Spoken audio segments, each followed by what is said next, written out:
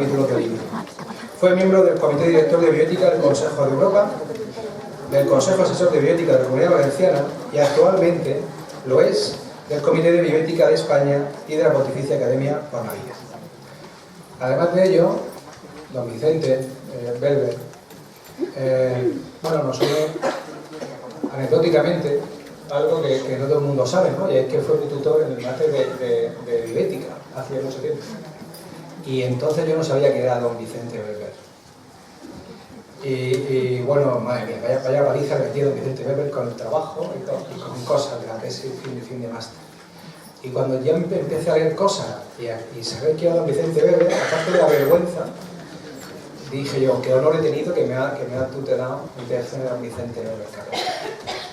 A raíz de ahí creo que, por lo menos por mi parte, ha sido toda una serie de encuentros, por mi parte muy afortunada. Cada vez que habla Vicente, nos callamos, porque siempre es buena. Siempre es buena. Con lo cual, bueno, tengo somos muy felices, el Comité de Ética de Murcia, de Mensajeros de la Paz, de tener aquí a alguien tan eminente y tan buena persona como Vicente Belver. Le doy paso.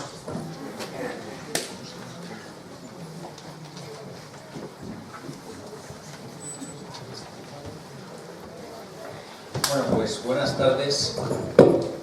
Si no estoy equivocado, disponemos de 45 minutos como mucho, de los cuales me gustaría reservar por lo menos 10, si fuera posible 15, para el coloquio, porque como ven, pues la hora no es la más propicia para escuchar, sino más bien para otras actividades más sosegadas y que requieren menos concentración. Pero además, bueno, antes de empezar, quiero agradecer la invitación a participar en estas jornadas y a Carmelo especialmente por su presentación, que muy generosa, que genera unas expectativas que, como siempre, pues quedan frustradas, porque cuando uno crea muchas expectativas nunca uno alcanza ese umbral que había generado en los oyentes, ¿no? Esto es como en las películas, vete a ver Joker, es impresionante. Está bien, pero no era para tanto, ¿no? Bueno, pues lo mismo con las presentaciones. Entonces, el tema que me corresponde desarrollar en esta jornada es, como señalo aquí, un tema de gran actualidad. Si se confirma el preacuerdo de gobierno que se acaba de anunciar, podría ser una de las reformas legislativas más próximas en el tiempo, porque, como saben, el Grupo Socialista en el Congreso, antes de estar en el Gobierno, presentó una proposición de ley para regular la eutanasia y en el programa electoral la incluyó como una de las medidas a adoptar en cuanto llegara al Gobierno. Por lo tanto, es de gran actualidad en España, pero en todas partes. Como veremos, la Asociación Médica Mundial acaba de adoptar un acuerdo precisamente sobre eutanasia y suicidio médicamente asistido, que es una revisión de otro que adoptó hace ya unos cuantos años, ¿no? Pero no solo es de gran actualidad, sino que es un problema valorativo y no cognitivo, digo aquí, porque decirnos cómo hay que tratar a una persona mayor, pues cuando es dependiente, cuando está próxima, pues se nos pueden decir muchas cosas que suponen un enriquecimiento en nuestro conocimiento y una mejora en nuestras capacidades si nos dedicamos a ello. Pero resulta que cuando hablamos de la eutanasia estamos hablando de una cuestión en la que uno tiene que tomar una posición moral, considerar si piensa que está bien o que está mal, ¿no? Y sobre eso todos los que estamos aquí estamos igualmente capacitados, en la medida que somos seres humanos y seres dotados de inteligencia y libertad. Eso hace que una cuestión valorativa como esta, pues, y en los tiempos actuales genere la máxima controversia. ¿Y por qué subrayo en los tiempos actuales? Porque si dijésemos hace 100 años o 200 años, o incluso hoy en día, ¿no? ¿Cuántos de ustedes pues aprueban el incesto? Probablemente había pocos. No es un tema sobre el que se discutan las tertulias de café. Mayoritariamente se sigue sosteniendo que uno de los tabús sobre los que está bien que se construya la sociedad es sobre el tabú, la prohibición del incesto. Pero en cambio, en los tiempos actuales hay otra serie de cuestiones que en un momento pasado fueron incuestionadas y que sin embargo ahora son objeto de diversidad de posiciones. Y una de ellas, muy especialmente, es esta de la eutanasia. Genera enorme controversia. Y además, todos estamos implicados en ella, porque todos vamos a morir y todos alguna vez nos hemos preguntado cómo nos gustaría morir y qué posición debemos adoptar ante nuestra muerte. Y no solo nosotros respecto de nosotros mismos, sino respecto de nuestros familiares, ¿no? Hemos visto morir ya a algunas personas muy próximas, a lo mejor nos hemos ocupado de ellas, ¿no? En definitiva, todos tenemos inevitablemente que tomar posición sobre esta cuestión, ¿no? Todo ello hace pues que el sueño, la cuestión valorativa, el que nos afecta a todos, el que sea muy controvertida por la cultura dominante en estos momentos en la sociedad, todo eso hace que realmente no se den las mejores condiciones para tratar pacíficamente de esta cuestión, ¿no? Yo les voy a hacer un planteamiento pues modesto, en el sentido de que voy a tratar de plantear un estado de la cuestión y darles mi opinión particular al respecto. Modesto no porque yo sea modesto, sino porque inevitablemente cualquiera que hable sobre una cuestión valorativa tiene que hablar desde la modestia, ¿no? Desde, bueno, así veo yo las cosas. Evidentemente, cuando uno dice así veo yo las cosas, por lo general lo que está diciendo es yo creo que el bien está en esta dirección, ¿no? Pero no lo dice como el bien es este y todo el mundo lo va a ver con igual claridad y no hay nada que discutir al respecto, ¿no? De hecho, más allá de la posición que uno adopte, si uno empieza a profundizar en el tema de la eutanasia, se encuentra con que hay infinidad de detalles, de matices sobre los que es imprescindible profundizar y tomar posición, ¿no? Bueno, el reto en el que creo que casi, bueno, no sé si casi todo el mundo, pero una inmensa mayoría de personas estaría de acuerdo, es en alcanzar un acuerdo universal para garantizar una buena muerte a todos los seres humanos. La cuestión es en qué consiste esa buena muerte, ¿no? Para algunos es la muerte digna, el derecho a la muerte digna. Para otros es el morir en paz, es decir, que la muerte nos lleve en unas condiciones óptimas para recibirlas, y para otros pues es la perplejidad, bien porque no quieren ni oír hablar de esta cuestión o bien porque todavía no se han posicionado al respecto, ¿no? Pero creo que todos ambicionamos poder decir cuando llegue el momento que estamos teniendo una buena muerte. Bueno, el índice, me he entretenido mucho en el arranque, pero seré mucho más rápido en el desarrollo. El índice consta de estas 4 partes, fundamentalmente 3. La primera, que lleva un rótulo bastante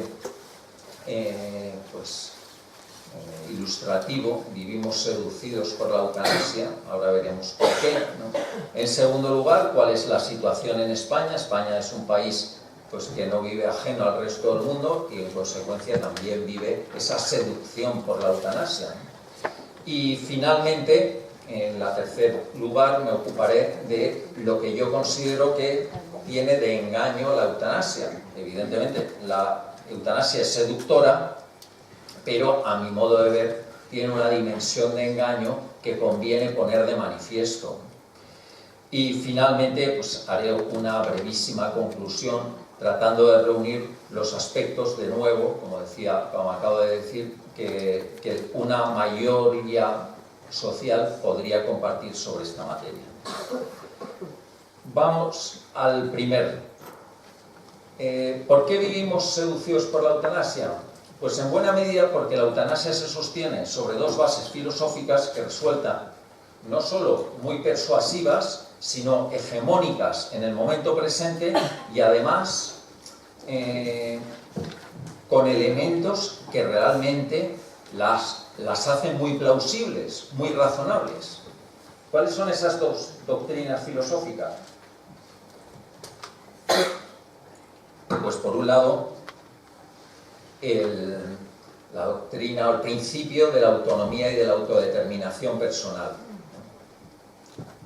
Es lógico aspirar a ser cada uno el que controle su vida. Pues evidentemente. Esta es una de las grandes conquistas de los tiempos modernos, ¿no? Es más, podríamos decir que es una exigencia básica de la dignidad humana. ¿De qué me sirve vivir si no puedo vivir conforme a lo que creo? Prefiero pues, morir a tener que renunciar a aquello que considero que da sentido a mi vida. En la Ilustración, Benjamin Constant acuñó el término de la libertad de los modernos para referirse a esa libertad que consiste en que nadie me diga lo que tengo que decir. Es la libertad como una inmunidad frente a intromisiones ajenas. Los clásicos, los griegos, pensaban en la libertad y sobre todo pensaban en la libertad como participación. Yo soy libre porque participo con mis conciudadanos en el gobierno de la polis. Es lo que hemos hecho hace un par de días, ¿no? De una manera ha sido más simbólica, hay muchas otras de hacerlo. Pero la libertad es eso, participar en la gestión de lo que es de todos, pero la libertad también, y curiosamente desde la modernidad parece que sea principalmente eso, consiste en no me digas lo que tengo que hacer, que yo lo sé mejor que nadie. Todo eso es en muy buena medida cierto y desde luego no necesita mayor explicación. A todos nosotros nos resulta evidente. ¿Y por qué nos resulta evidente? Si habláramos con una persona del siglo XII probablemente no le resultaría ni muchísimo menos tan evidente. ¿Por qué a nosotros sí? Porque nosotros respiramos una cultura empapada por esos principios. Como decía, ese principio de autodeterminación y por otro lado el principio de maximización del placer. Nosotros ante todo queremos tener bienestar, vivir en las condiciones más gratas que nos resulten posibles, ¿no? Y eso en cierta medida también es muy razonable, ¿no? Hay alguien que aspire a sufrir, hay alguien que piense que el sufrimiento es un bien perseguible por sí mismo, que merezca ser perseguido por sí mismo, no creo, ¿no? Es más, se ha acuñado, y yo lo comparto, pues un nuevo derecho que sería el derecho a no sufrir dolor. Y de nuevo a todos nos resulta bastante evidente. Si se puede evitar, ¿por qué hay que pasar por esta situación? Esto no siempre fue así. Por tanto, estas bases filosóficas nos resultan muy próximas, muy comprensibles, y aunque las juzguemos críticamente, les tenemos que reconocer que tienen mucho de propuestas razonables, de progreso en el desarrollo de la persona y de las sociedades.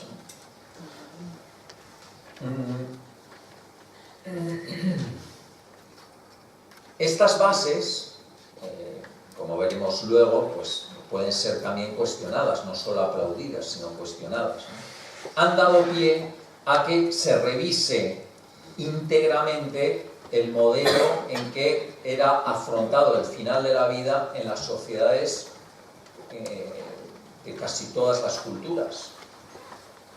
Se entendía que la muerte era un proceso natural y que nadie estaba autorizado a acortarlo. Evidentemente, nadie duda, entonces, ni duda ahora que no se puede acortar sin la voluntad de la persona, ¿no? Nadie puede matar a otro.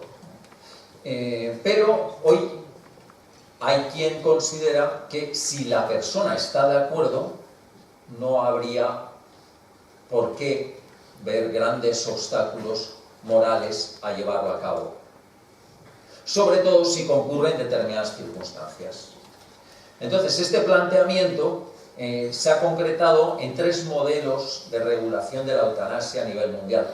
Perdónenme que les hable así muy superficialmente, pero en media hora esta cuestión no se puede tratar con mayor profundidad. Primer modelo, el modelo que encontramos en Canadá, que permite tanto la eutanasia voluntaria como el suicidio médicamente asistido. En segundo lugar, el modelo de la eutanasia, que no contempla en principio el suicidio médicamente asistido, que es el que ha adoptado en Holanda y Bélgica. Y finalmente, hay países en los que solo está permitido el suicidio médicamente asistido. Entiendo por suicidio médicamente asistido el que tú prescribes la sustancia o la facilitas, pero es el propio sujeto quien la ingiere o quien se la aplica. Mientras que en el suicidio es una persona ajena, un tercero, el que actúa directamente sobre la vida del solicitante para acabar con su vida, con ella. Hay que señalar que la eutanasia la puede llevar a cabo, pues en principio médicos o médicos y enfermeras, según el país donde nos encontremos, ¿no? Y la supervisión, pues porque para asegurarnos que estamos haciendo eutanasia y que no estamos haciendo un homicidio o un asesinato, pues puede ser llevarse a cabo ex ante, antes de que la persona pues sea, ayudada a morir, o una vez se la haya dado muerte, ¿no?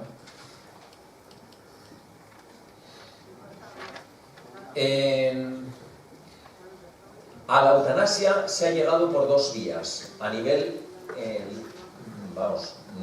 normativo, me refiero, a nivel legal.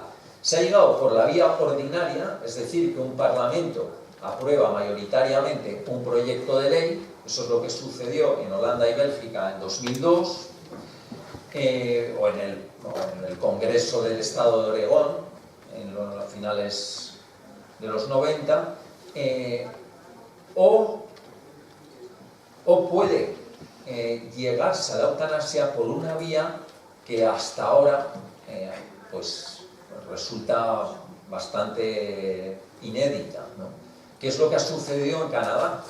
En Canadá ha sido el Tribunal Supremo, que allí hace las veces de Tribunal Constitucional, el Tribunal Supremo, quien ha dicho que la ley que prohíbe la eutanasia en Canadá es contraria a los derechos de los canadienses y que por tanto los canadienses tienen derecho a solicitar la eutanasia y el Parlamento tiene la obligación de regularla.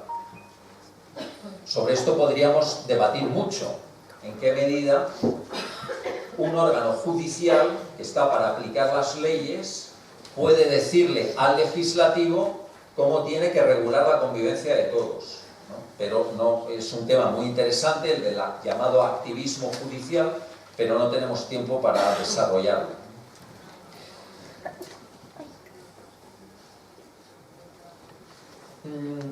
En este primer apartado de la seducción que ejerce la eutanasia, por unas determinadas bases filosóficas culturalmente extendidas en nuestra sociedad y que ya tiene algunas manifestaciones regulatorias, conviene señalar, ya para acabar, un aspecto que a mí me parece el más significativo de todos. Y es que la Comisión de Derechos Humanos de Naciones Unidas adoptó hace un año una observación general en la que no dice que existe el derecho a la eutanasia. Eso solo lo ha dicho por el momento el Tribunal Supremo de Canadá. Pero ha dicho lo siguiente, ¿no?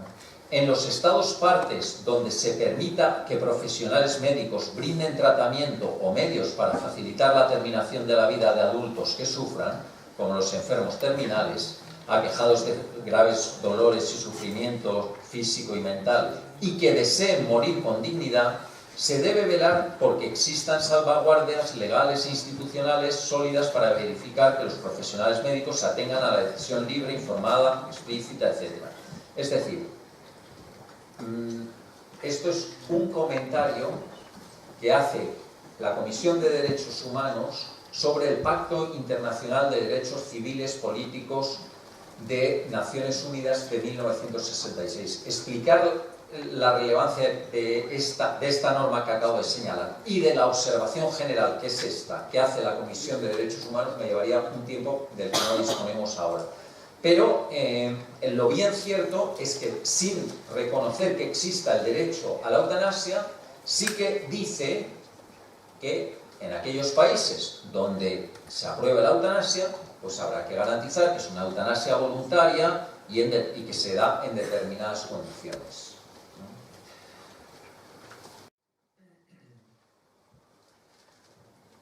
Vamos al punto 2, a cómo está la situación en España.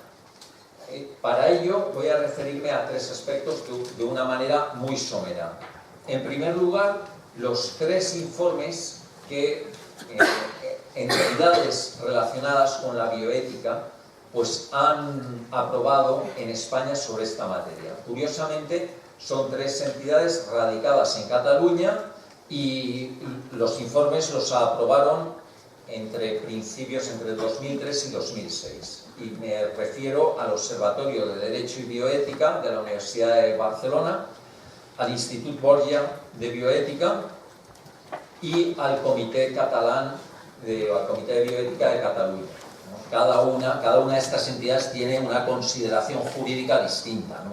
Podríamos decir que la única que es pública, ¿no? Y que actúa como un órgano pues, de deliberación público es el Comité de Bioética de Cataluña. Pero hay estos tres informes, ¿no? El primero de ellos es el más radical, que es el del Observatorio de Derecho y Bioética, y sostiene, como subrayo ahí, que existe un derecho de las personas a disponer de la propia vida. Es decir, cualquiera de nosotros tiene derecho a disponer de su vida. Y tiene derecho a disponer de su vida con la ayuda del médico. Y sustenta este derecho en dos principios. El principio de la autonomía, cada uno decide sobre su vida. El derecho a vivir incluye el derecho a decidir hasta cuándo vivo. Y el principio de solidaridad. Los médicos son profesionales que están al servicio de atender, o están para atender demandas de vida o demandas de muerte. Esta posición no la encontramos en ninguna ley del mundo, ni en Bélgica, ni en Canadá, ni en Holanda, ni es fácil que se llegue a ella. Pero es la que propuso el Observatorio de Derecho y Bioética y es la que alienta en las asociaciones de muerte digna. La segunda posición es la del Institut Borgia de Bioética, en la que, por un lado, se dice que la vida es un don que recibe la persona para vivirla responsablemente. Por tanto, si es un don, no es algo que tú dispongas a tu antojo, sino que es algo pues, que tú tienes que gestionar con responsabilidad, ¿no? Pero a continuación dice que la lucidez y la responsabilidad puede significar, en ocasiones, la firme decisión de anticipar la muerte ante su irremediable proximidad y la pérdida extrema y significativa de calidad de vida. En estas situaciones se debe plantear la posibilidad de ayuda sanitaria para bien morir, especialmente si ello significa apoyar una actitud madura que concierne, en definitiva, al sentido global de la vida y de la muerte. Por tanto, el Institut Bolian, en principio, considera que no tenemos derecho a disponer de nuestra vida, porque la vida es algo que hemos recibido, pero que si llega el momento en que está tan deteriorada que pierde pues, de manera extrema y significativa su calidad, pues entonces lo más lúcido y responsable es pedir acabar con ella cuando está próxima ya esa muerte. Por lo tanto, exigiría proximidad a la muerte, ¿no? Y un grave deterioro, mientras que el observatorio no exige ninguna condición, ni grave deterioro ni proximidad a la muerte, sino simplemente la voluntad del individuo.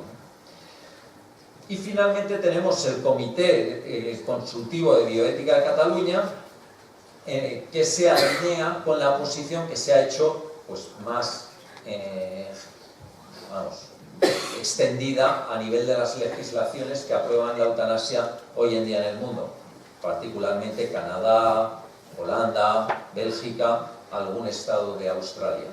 Y viene a decir que la eutanasia podría aplicarse en situación de enfermedad terminal o cuando una patología produce un sufrimiento severo, tiene que llevarla a cabo un médico y tiene que ser sometida a un control ex ante para garantizar que la petición verdaderamente es libre y que la lleva a cabo una persona que está con un sufrimiento insoportable, y un control en su caso ex post, es decir, una vez realizada la. Bueno, pues estas son las propuestas que encontramos en España por parte de algunos comités de bioética que han defendido la eutanasia. La situación actual es la que señalo aquí con el Código Penal. Si uno auxilia a morir a otro que está en una situación de enfermedad grave que necesariamente le conducirá a la muerte o que produce graves padecimientos y permanentes difíciles de soportar, pues entonces, si esa muerte se ha provocado en esas condiciones y como consecuencia de una petición completamente voluntaria, la pena a la que es condenado la persona que lleva a cabo esa acción es una pena muy reducida, ¿no?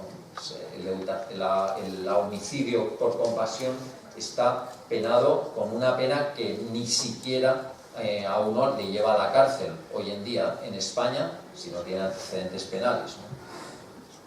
Es el caso pues probablemente que nos encontremos con el marido de María José Carrasco. También no he querido dejar pasar por alto pues, estos tres casos que probablemente han sido los tres que más han conmocionado a la opinión pública española en los últimos 20 años en materia de eutanasia. Dos claros ejemplos de eutanasia, bueno, o mejor dicho, de suicidio médicamente asistido, el caso de Ramón Sampedro en el 98, y muy recientemente tenemos el de María José Carrasco, que casi lo pudimos vivir en directo, ¿no? En octubre de 2018 y que generó, pues, perdón, de 19, hace unos meses, ¿no? Un mes. Y que generó, pues, tanta controversia, ¿no? Bueno, no me acuerdo ahora. Pero bueno, fue un poco antes, pero en todo caso. Y luego también hay otro caso muy conocido que no es ni de suicidio médicamente asistido, y cuya valoración fue muy cuestionada, porque por un lado se consideró pues, que era una limitación del esfuerzo terapéutico, o que era sencillamente atender la voluntad de la paciente conforme a la ley de autonomía del paciente, mientras que otros entendieron que sí que era un caso claro de eutanasia. Fue un caso muy controvertido, que fue el de la retirada del respirador a Inmaculada Echevarría en 2007. ¿Qué es lo que se propone ahora? Lo que se propone ahora en España, lo que propuso en el 18 el Grupo Socialista, y que probablemente pues, se active ahora, que al votarse, al acabar la legislatura caducaron los proyectos de ley, las proposiciones de ley que no se habían aprobado, que no se habían tramitado, pero es probable que ahora vuelva al Parlamento, y si lo hace desde el Gobierno, por iniciativa del Gobierno, será un proyecto de ley, ¿no? Pues contando con que la proposición de ley pueda volverse ahora como proyecto de ley, vamos a considerar qué es lo que señala, ¿no? Y lo que señala es que la eutanasia es un derecho a solicitar ayuda para morir. Se reconoce el derecho de las personas a solicitar y recibir ayuda para morir cuando concurran determinadas circunstancias. ¿Cuáles son esas circunstancias? Voluntariedad. En segundo lugar, sufrir una enfermedad grave e incurable o una discapacidad grave. Y en tercer lugar, que sea aplicada por el médico y que esté sometida a un control previo, que en determinadas circunstancias se puede suprimir o sustituir por un control simplemente posterior.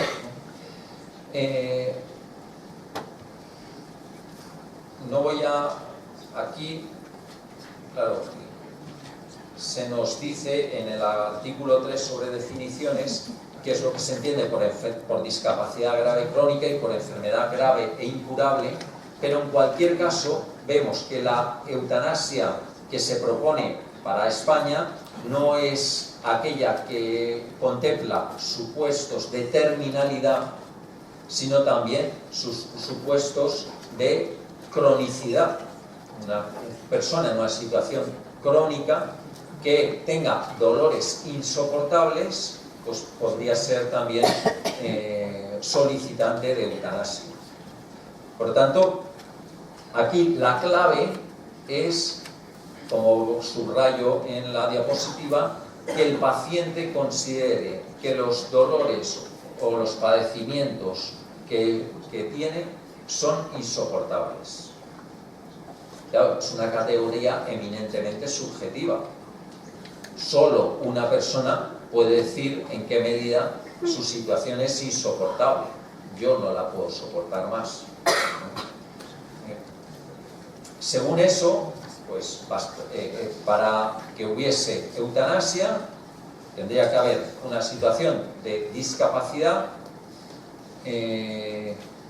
una situación de enfermedad terminal, de enfermedad crónica y una valoración subjetiva de esa situación objetiva calificada como de insoportable. Si se dan esos dos elementos, un médico tendría que certificar que realmente sean el elemento objetivo y el elemento subjetivo, consultarlo con otro, remitir la solicitud a una comisión de control y evaluación y dar la autorización.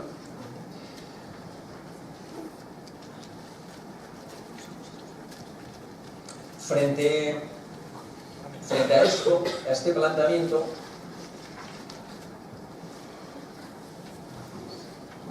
pues cabe señalar, podríamos hacer infinidad de consideraciones. Yo voy a hacerlas de una manera muy rápida. La primera es, claro, como hemos dicho al principio, toda esta demanda de eutanasia se sustenta sobre el principio de autodeterminación. Y probablemente uno de los principales artífices o constructores de este principio de autodeterminación es Immanuel Kant. Pero Kant, en su imperativo categórico, considera que debemos tratar a la humanidad siempre como un fin y nunca solo como un medio. Y a la humanidad no solo en la persona de los demás, sino también en nuestra propia persona. Es decir, que nosotros no podemos tratarnos a nosotros mismos como instrumento para nada. Entonces, la solución para afrontar un proceso de dolor o de sufrimiento no consiste en acabar con nosotros mismos, sino consiste en buscar todos los medios para que esa situación sea revertida. Pero si nosotros decidimos acabar con nosotros mismos, estamos tratándonos como instrumentos de nosotros mismos. De hecho, Kant explícitamente se opone al suicidio. También hay que decir que muchos autores posteriores a Kant han interpretado a Kant en el sentido de que él no es coherente con sus principios. Yo, al contrario, pienso que del imperativo categórico se deduce más bien una posición contraria que no favorable a la eutanasia. Pero bueno, lo vengo a señalar porque el principio de autodeterminación que nos lleva a considerar que nosotros nos podemos tratar a nosotros mismos como nos parezca, no tendría una versión, digamos, reforzada, ¿no? Que consistiría: tú debes tratarte con respeto a ti mismo, ¿no? Porque eres un fin también para ti y nunca puedes tratarte como un medio. De la misma manera que tú no puedes renunciar definitivamente a tu libertad, no puedes renunciar definitivamente a tu intimidad, no puedes renunciar definitivamente a tu voto, tú puedes vender tu voto. No creo que sea muy lícito, pero en fin, lo puedes. Pero lo que no puedes de ninguna manera es renunciar a tu voto para siempre y confiárselo a otra persona, ¿no? Eso el derecho no te lo va a amparar jamás. El derecho nunca te va a amparar que tú decidas ser esclavo a partir de ahora, o renunciar definitivamente a tus vacaciones, o renunciar a la educación. Hay muchos derechos que son irrenunciables. ¿Cuáles? Aquellos que atentan contra nuestra propia humanidad. ¿Y hay algo que atente más contra nuestra propia humanidad que acabar con nuestra vida? También en la Declaración Universal de Derechos Humanos podríamos encontrar elementos para sostener que tenemos el deber de cuidar de nuestra vida hasta su final natural. Aquí me gusta hablar del deber que tiene la sociedad de acompañar a todas las personas hasta su final. Claro, ese es el problema. El problema, como veremos ahora para acabar, es que hay muchas personas, no digo la mayor parte, hay muchas personas en el mundo que viven su situación de máxima vulnerabilidad y de máximo desafío, que es la que corresponde al final de la vida o al de la situación de discapacidad o de enfermedad crónica y grave. Viven esas situaciones en el mayor desamparo. Y si hay algo que es inadmisible, que no deberíamos permitir de ninguna manera, sería precisamente eso. Y a mí me gusta anclar esa exigencia social en dos artículos de la Declaración Universal, en el primero y en el penúltimo. Son los dos únicos que hablan de deberes, pero vaya deberes, porque el primero nos habla del deber de comportarnos fraternalmente los unos con los otros. Y un hermano, por lo menos un hermano que aspire a tener realmente esa condición fraternal, pues es el que no abandona a la persona cuando más lo necesita, sino todo lo contrario. Y luego el artículo 29 nos habla de deberes respecto a la comunidad. Y hay un deber más elemental con respecto a la comunidad que acompañar a todos para que tengan una muerte en paz. Por lo tanto, ese es el deber social que, desgraciadamente, se queda incumplido muchas más veces de las que debería ser, las que debería ser, ¿no? Que no debería ser ninguna. Al sujeto, pero como saben en derecho, todos los deberes y todos los derechos son recíprocos. Donde hay derechos hay deberes, y donde hay deberes hay derechos. Y el deber que exigimos a cada sujeto en esta sociedad, en la que la sociedad se obliga a acompañar a cada persona hasta el final, es que ningún sujeto nos obligue a convencernos de que su vida carece de valor.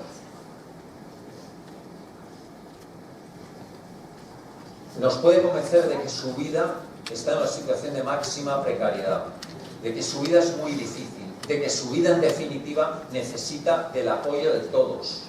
Pero lo que no se nos puede pedir es que digamos, tu vida ha dejado de valer. Es decir, tú has dejado de valer y por tanto yo te puedo dar muerte. Y que consideremos que simplemente la manifestación de esa voluntad es suficiente para llevarla a cabo.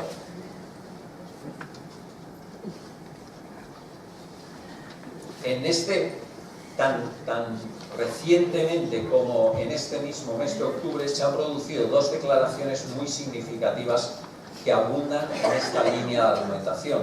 Por un lado, la declaración de las 3 religiones monoteístas de origen abrahámico, en las que, como se señala aquí, pues manifiestan su rechazo a la eutanasia. Uno puede decir, bueno, ya, a mí lo que piensa la Iglesia me da igual, pero aquí no estamos hablando de lo que piensa la conferencia episcopal ni el párroco de tu pueblo, sino que estamos hablando de lo que piensan, lo que han acordado las 3 religiones del libro, las 3 religiones que se sustentan en el común Padre Abraham, ¿no? Y es que la vida merece un respeto inviolable desde su inicio hasta su final natural. Pero además, y sin que se hayan puesto de acuerdo, estoy seguro, la Asociación Médica Mundial hace también un par de semanas ha reiterado su fuerte compromiso con la ética médica, que le lleva a oponerse firmemente a la eutanasia y al suicidio médicamente asistido. Y dice que ningún médico debe ser obligado a participar en eutanasia o suicidio médico con ayuda, ni tampoco debe ser obligado a derivar un paciente con este objetivo. ¿Y por qué subrayo esto y por qué la Asociación Médica Mundial hace referencia a este aspecto? Porque, de nuevo, en Canadá, y de nuevo una Corte de Justicia ha decidido que los médicos canadienses no tienen derecho a objetar en materia de eutanasia. Es decir, no serán obligados a aplicarla ellos directamente, pero sí, en todo caso, tendrán la obligación de derivarles a otros médicos que proporcionen la eutanasia. Esto lo ha adoptado el Tribunal de Justicia de Ontario. Habrá que ver si finalmente es ratificado por el Tribunal Supremo o no, y si se convierte en ley o no. Pero en estos momentos, en Ontario, los médicos que se oponen a la eutanasia, pues se ven obligados por este fallo judicial, pues a tener que desobedecer a la ley y en consecuencia pues a sufrir las consecuencias jurídicas que se deriven de ello, porque sencillamente no pueden objetar en conciencia en contra de lo que la misma Asociación Médica Mundial, que reúne a las organizaciones médicas colegiales de todo el mundo, acaba de acordar. Y es que y ya acabo, desde el punto de vista profesional, resulta algo chocante que una persona sea preparada para cuidar de la vida de los otros y de pronto se le diga que su actividad profesional puede consistir tanto en cuidar la vida de otro como en darle muerte. Por eso, y yo me atrevo a apuntarlo, aunque sea de una manera muy sucinta, pienso que en un país en el que se decidiera aprobar mayoritariamente la eutanasia, como mínimo, habría que separar la prestación eutanásica de las prestaciones sanitarias, de modo que se pudiese acreditar a un colectivo de profesionales que recibirían una formación específica para garantizar que la prestación eutanásica es una prestación segura y de esta manera tendríamos una clara separación entre dos instituciones, aquellas que se dedican a curar y a cuidar de las personas y aquella otra que se dedica a prestar un servicio eutanásico.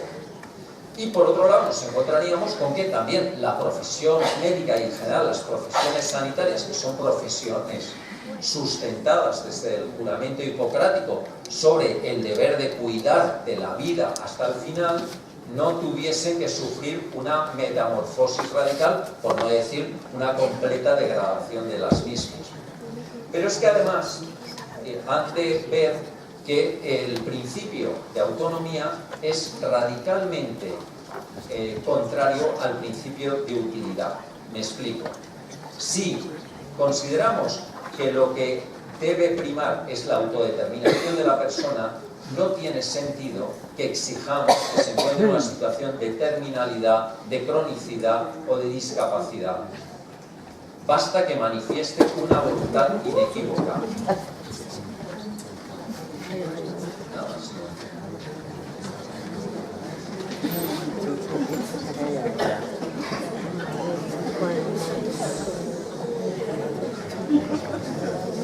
Eso es lo que propone el Observatorio de Derecho y Bioética. Si por el contrario consideramos que la vida, llegado un determinado momento de deterioro, ya no merece la pena ser vivida, entonces no tiene sentido el tomar en consideración la variable subjetiva, porque si se empeña en seguir viviendo en esas condiciones es porque realmente está muy ofuscado, pero esa vida ya no merece la pena. Entonces, ambos principios conducen, en un caso, a aprobar una eutanasia en la que no haya más condición que la voluntariedad, o a aprobar una eutanasia en la que la voluntariedad sea irrelevante porque lo determinante sea la calidad de vida. Pero conjugarla como se pretende hacer en Holanda y en Bélgica, y también aquí se ha consagrado, entiendo que conduce a una situación de dialéctica insoportable. ¿Por qué? Porque nos coloca ante pacientes que desde la perspectiva clínica carecen de cualquier valor, pero como se empeñan en seguir viviendo, pues los tenemos que mantener. Y nos plantea ante una situación en la que hay pacientes o individuos que dicen que quieren morir, pero que como la razón que aducen para morir es el cansancio existencial o la vida terminada, pero no que tengan ninguna patología, pues entonces no les podemos dar muerte. Entonces, creo que es importante meditar sobre esas dos bases filosóficas, reconocer lo mucho que de valioso tienen, y al mismo tiempo también poner de manifiesto la situación de contradicción a la que nos conducen definitivamente, ya con esto acabo, por un lado a la degradación de las profesiones sanitarias y por otro lado a una situación de exposición a la máxima vulnerabilidad a las personas que de hecho ya están en una situación de vulnerabilidad. ¿Por qué? Porque exigen que cada persona que está con una discapacidad o con una enfermedad grave o próxima a la muerte o con una enfermedad crónica, todas las mañanas cuando se levanten se planteen si realmente merece la pena seguir viviendo.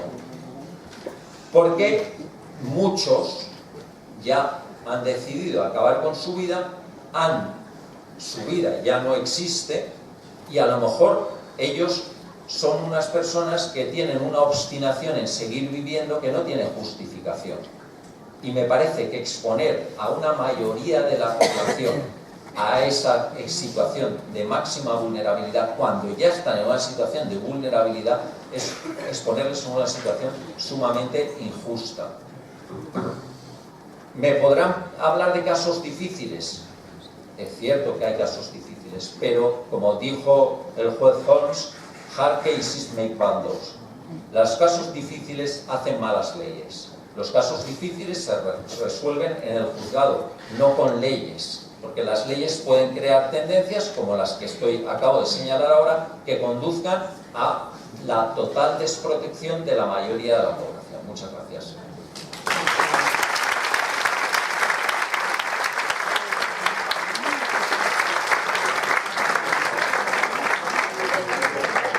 Muy bien, muchísimas gracias. ¿Alguna pregunta? Sí. El micrófono. Carmen.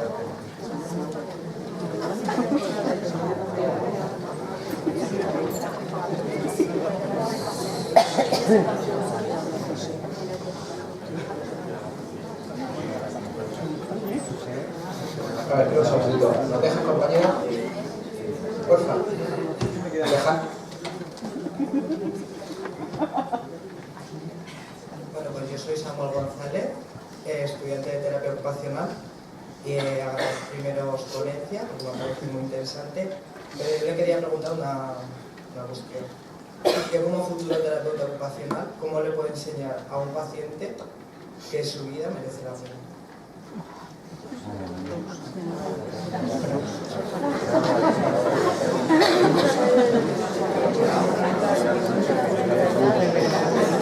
Bien, por favor. Eso no se puede enseñar. Eso se tiene que descubrir. ¿Y cómo que descubre? Pues se puede descubrir, quizá el testimonio de vida personal, el testimonio de praxis profesional y sobre todo creando unas condiciones en las que la vida pueda tener sentido en las más variadas circunstancias. Es decir, tenemos que ser capaces de crear unas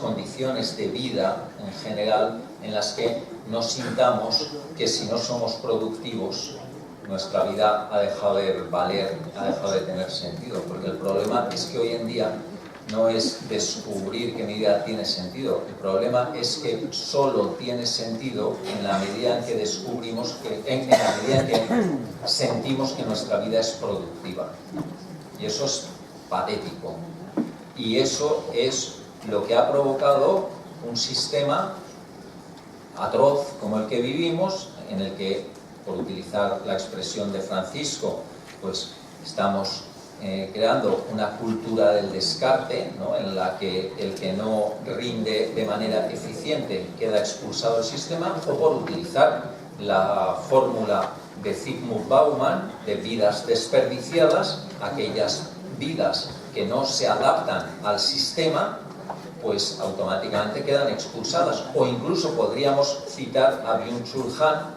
que en su psicopolítica considera que ya no hace falta ni siquiera que el sistema se dedique a discriminar al productivo del que no lo es, sino que uno mismo se autoexcluye.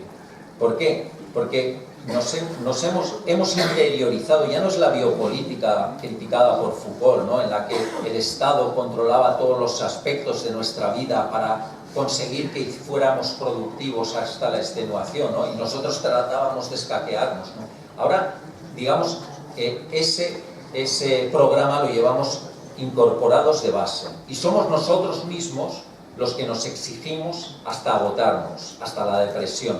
Y cuando estamos deprimidos, cuando dejamos de ser productivos, nos autoexcluimos. Claro, vivir en un marco social así es muy difícil. Y es muy fácil, por el contrario, no encontrar sentido. ¿Por qué? Porque si no eres productivo, tu vida carece de todo sentido. Entonces, entiendo que hay una dimensión personal en la que cabe el testimonio, en la que cabe el apoyo y pues los apoyos, digamos, espontáneos, los apoyos de la... Y luego lo que está en nuestras manos es transformar las estructuras. Y en esa transformación de las estructuras, mi pregunta es, ¿una regulación despenalizadora o legalizadora de la eutanasia va a contribuir a humanizar o va a dar una vuelta más de tuerca a ese sistema productivista?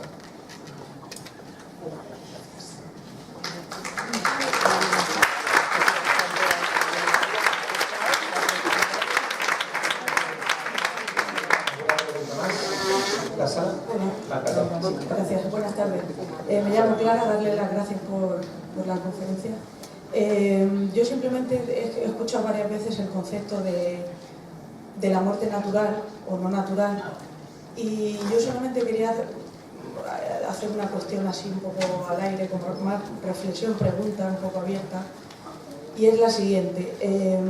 Cuando se nombra tanto la palabra natural, ¿a qué nos referimos? Porque si realmente la muerte fuera, o sea, dejarla según su proceso natural, cuando se utiliza cualquier tipo de química para el cuidado y el curado de la persona, ¿dónde está la naturalidad? Bueno, no he comentado la última diapositiva en la que hablaba someramente de eso. Me van a permitir ya, como vamos mal de tiempo y además pues soy prologuista de ese libro, aunque no me llegan los derechos de autor, pero con la condición de prologuista, o precisamente por eso, ¿no? Hay un libro que se titula Doctor, no haga todo lo posible. Es un libro escrito por un profesor médico y profesor de bioética en Roma en estos momentos, a la sazón murciano, bueno, es cartagenero, no sé si lo considerarán murciano o si él se considerará murciano, no quiero entrar en estas controversias, pero frente a esta sociedad, de la misma manera que existe el riesgo del abandono al improductivo, existe y está muy arraigado el riesgo de la obstinación en mantener con vida a toda costa a una persona. Y las personas lo que necesitamos es nacer, vivir y morir, si puede ser tranquilos, ¿no? Sobre todo evitando el dolor y procurando el acompañamiento. Entonces, ganarle 2 semanas a la vida a costa de unas intervenciones que probablemente no tengan justificación. Entonces, le recomiendo el libro porque trata precisamente sobre la buena praxis en el ámbito de la limitación del esfuerzo terapéutico. Entonces, tan importante es no aplicar la eutanasia a las personas porque les estamos haciendo un mal, cuando lo que debemos hacerles es un bien, que es decir, mira, a lo mejor ahora no, pero quizá mañana sí que encuentres un sentido para seguir viviendo. De la misma manera que no podemos abandonar a nadie, tampoco podemos obstinarnos en prolongar la vida de nadie. Entonces, ciertamente, la medicina y en general los cuidados están muy tecnificados, pero precisamente por eso hay que aceptar que la muerte no es una contingencia evitable que se puede posponer indefinidamente. No somos seres inmortales, aunque ahora se hable de eso, pero vamos, para mí estoy convencido de que eso será como dentro de un siglo lo recordarán, como ahora recordamos a los que vendían crecepelos en el lejano oeste, ¿no? Entonces yo creo que de lo que se trata es de que procurar una buena asistencia no excesivamente tecnificada, salvo que tenga una justificación clarísima para salvar una situación crítica que se puede salvar. Bueno, perdone que yo no soy clínico y por tanto no le puedo dar una... Sí.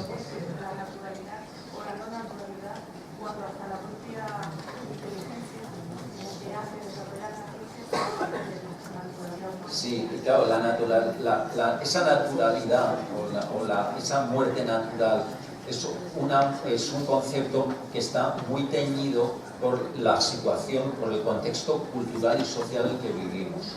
Pero ese contexto cultural y social no hay que divinizarlo, debe ser objeto de crítica también, de revisión y de crítica. Yo creo que ahora mismo tenemos una percepción respecto de la muerte como de una fatalidad que hay que evitar a toda costa cuando es nuestro destino inevitable, ¿no?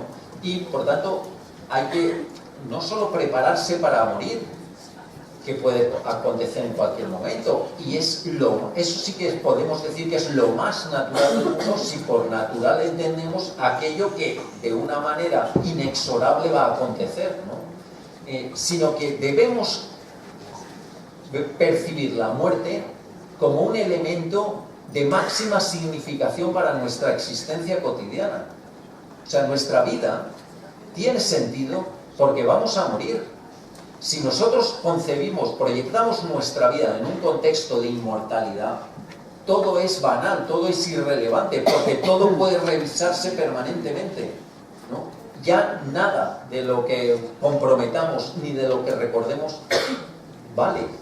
¿Por qué? Porque todo puede variar, ¿no? Indefinidamente. Lo que da consistencia a nuestra vida es que es una existencia temporal. Y eso que nos da vértigo solo de pensar, al mismo tiempo, como toda la condición humana es fundamentalmente paradójica. Esa es la gran paradoja, que el morir es lo que da máximo sentido a nuestro existir.